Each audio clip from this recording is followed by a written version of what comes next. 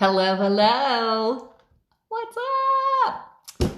Come in here because I had to have a little come to Jesus meeting with myself. And the topic is, are you buying into your own BS? And I get this reflection off my glasses. Anyway, so you're buying into your own BS. And I'm doing this because I bought into my own BS. I had some goals for September and I missed it just by a little bit. So my mean girl Felicia, yeah, she was pretty chatty. Like, oh, here you go again. You said you could do this. You said you wanted to do this. You said you could do that. You didn't do it. Who do you think you are? Why do you think people would listen to you? And it doesn't help I have a job many times where I'm by myself. So Felicia can get really loud. So, because I did not hit the goals that I wanted, I bought into her bullshit story. Felicia, by the way, Felicia is the mean girl. Like actually, I think I should call my mean girl Nellie Olson, because who absolutely loves Little House on the Prairie? And Nellie Olson was like the meanest little brat. And that is exactly where I was in my head. But I realized like we buy into our own BS. And my phrase is our BS is our bullshit story. And that bullshit story turns into your belief system. So I kept telling myself this BS story. And then it created this belief system of like, I'm not good enough. Who do I think I am? I can't succeed at this. I never finish what I start. There you go. Just blah, blah, blah, blah, blah. So that really, it started to get the best of me and it started to wear me out. I'm very much an energy person. I'm a high energy person, but it was really draining me. And I'm like, hello, I'm the one telling the story. And I think that so many times we don't realize we're in charge of our story. We're in charge of our power. We're in charge of our energy. And we give it away when we make this story up, which we have the total capability of rewriting that story at any given time. And I also think of it like, have you ever, let me think of a good example. You had plans with somebody, and maybe they're not always the most reliable person. So you have plans with somebody and they don't show up or they're late. And you start in with this story of like, oh, see, they don't care. They didn't show up on time. They didn't even call or text. They don't care about me, blah, blah, blah, and it all becomes about you. Well, then you find out in reality, you told yourself this story. It was a story because you did not know the truth.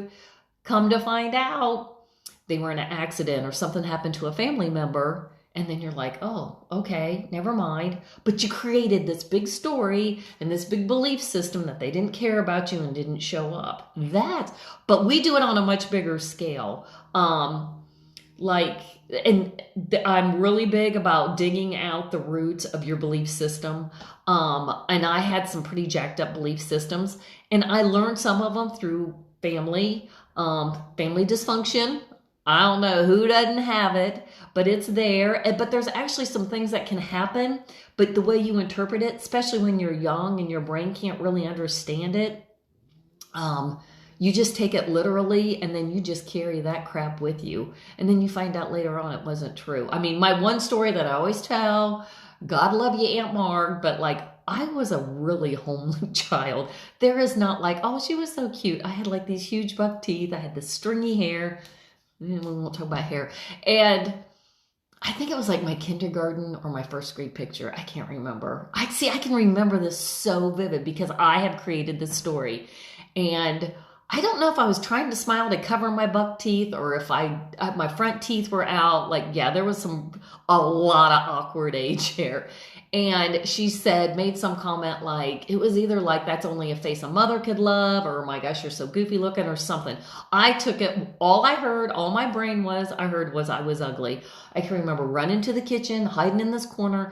And I'm telling you, like, this would have been like 9 years ago, a long time ago. And I stuck with that story for so long. And all it was a bullshit story. But that's what I interpreted. And so many times when you're young and you don't have time to filter, then that can become your bullshit story. And so that became my belief that I wasn't attractive, I was ugly, I was homely. It took me a long time to turn that one around. But so, like I said, I got in my head today. It was like, oh, you didn't meet your goals. There you go. And I started in with all this stuff. And where's my overthinkers? You get in your head and it can be difficult to get out, but it is possible to get out.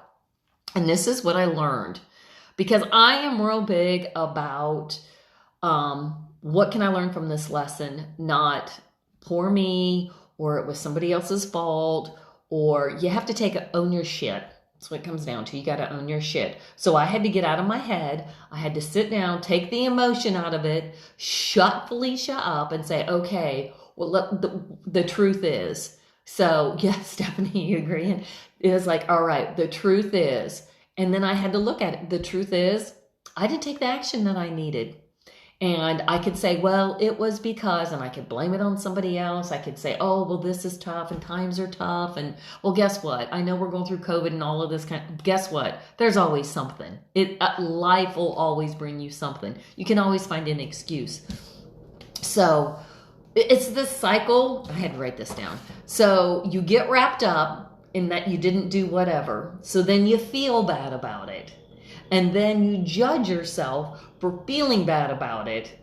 And then you go back into it and you go back into it. And that's when the downward spiral happens. So then you're like, why? Why is not going to help? You need to zip it, tell Felicia to zip it, and then start with the truth is. The truth is, I didn't take enough action. The truth is, I did not do what I said I was going to do.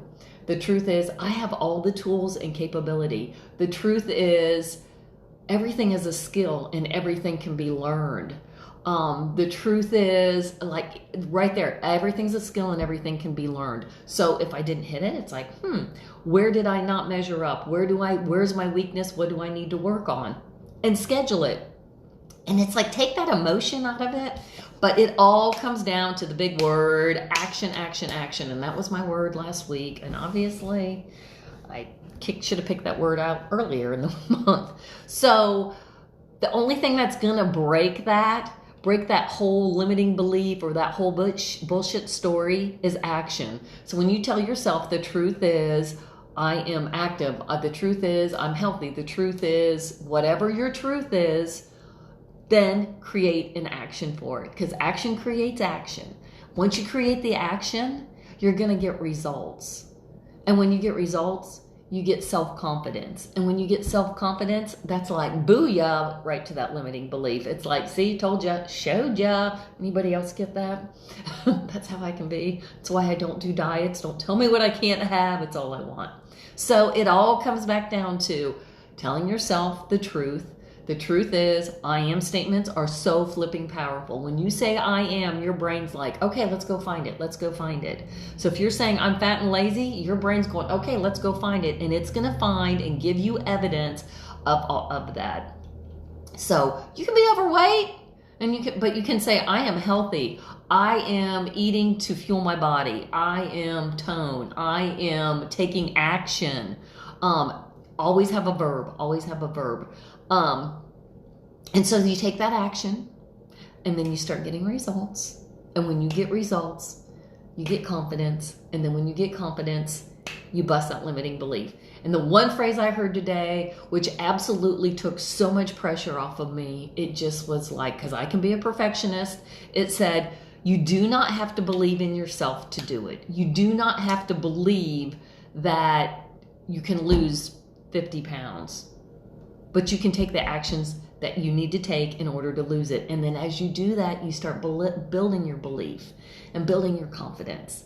So like if you're scared to do something, it's all right to be scared. Just think of it as I'm excited. Like the feeling of being nervous and feeling of being excited is exactly the same. You got the butterflies, you might be a little clammy, your hands might be sweating.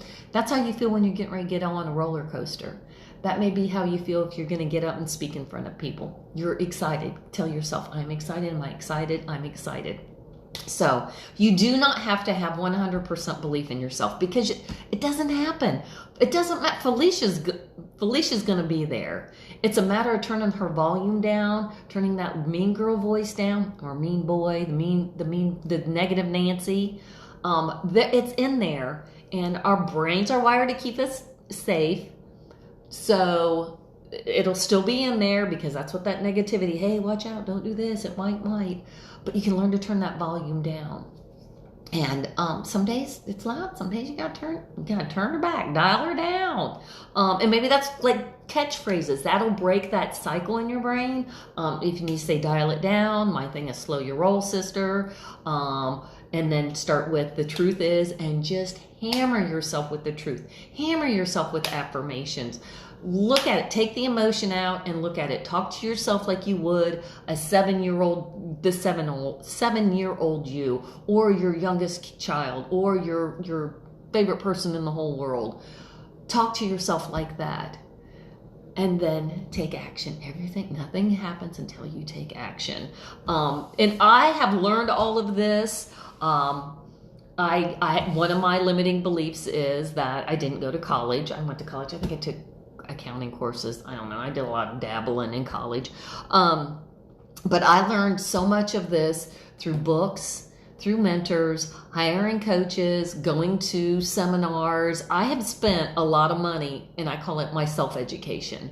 I feel like I got a college degree in YouTube and a master's in Audible books. But it all can be learned, and I love to learn. So action. You take the action, you get your result. The result gives you self-confidence, and the self-confidence is going to bust that limiting belief, or as I call it, the bullshit story. But you have to own your shit, start where you're at, and it doesn't matter. Like, I can sit here and cry that my August wasn't what I wanted, or I can say, yep, sis, you dropped the ball right there. Okay. The truth is you dropped the ball. Now, what are you going to do about it? What action am I going to take? So, I don't know, I'm pretty stoked on that one because I was kind of starting to slide into a funk and I had to get myself out. And so this is the shit that goes through my head. And when you have like 8 hours to think about it, yeah. So I just found a way to talk myself out of it. And there has to be somebody else that has to. I cannot be the only one. So that's what I have for today. Take action. Action. And when you're sitting on the couch and you're like, oh, I feel so bad because I didn't do that. I mean, it's just like that freaking couch or recliner or whatever your poor me place is. It can just suck you in. The best thing you can do is move. It's like the physiology of your body. Get up, take a walk, run, jump, do whatever. Just get moving. And that'll propel you forward because action breeds action. So that's what I have for today. So this girl is getting ready to take some action. So watch out.